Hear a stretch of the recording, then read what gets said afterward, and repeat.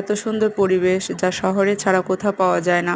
কারণ আমরা গ্রামে বসবাস করা সত্ত্বেও শহরে পড়াশোনার সূত্রে শহরে থাকা হয়। আর আমি ৩ বছর যাবৎ শহরে অবস্থান করি। তবে আমার গ্রামে জন্ম হয়েছে। তবে আমি গ্রামটা অনেক বেশি পছন্দ করি। এখন কি করার, তাই না বলেন? পড়াশোনার জন্য বা কর্মক্ষেত্রের জন্য তো শহরে থাকাই লাগবে, উপায় না। আর এদিকে আমরা হাঁটতে হাঁটতে চলে এসেছি কারণ প্রচণ্ড রোদ ছিল। এটা হচ্ছে আমার বড় ভাইয়ার বাসা, আর এদিকে হচ্ছে বড় আম্মুদের বাসা। আমরা হাঁটতেছি, কারণ অনেক রোদ ছিল। আমার শ্বশুর বারবার ফোন দিচ্ছে, বলছে, মা তুমি কোথায় আছো? আমি বললাম, আব্বা চলে এসেছি, আর বেশি দূরে না। আর এটা হচ্ছে আমার বড় শ্বশুরের বাসা। হাঁটতে আছি, কিন্তু রোদের পরিমাণ এত তীব্রতা, কোনো গাড়ি না পাওয়ার পরে আমরা হাঁটতে আসি। আর এই যে হচ্ছে একটা ভাইয়াদের বাসা, এটা হচ্ছে বড় আম্মুদের বাসা।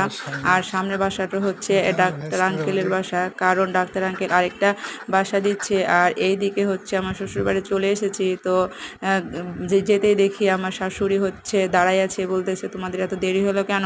তো আমি বললাম, আম্মা রাস্তাতে কোনো গাড়ি পাচ্ছিলাম না, আর যে রোদ, এই প্রচণ্ড রোদের মধ্যে হেঁটে আসতে অনেক ক্লান্ত হয়ে পড়ছি।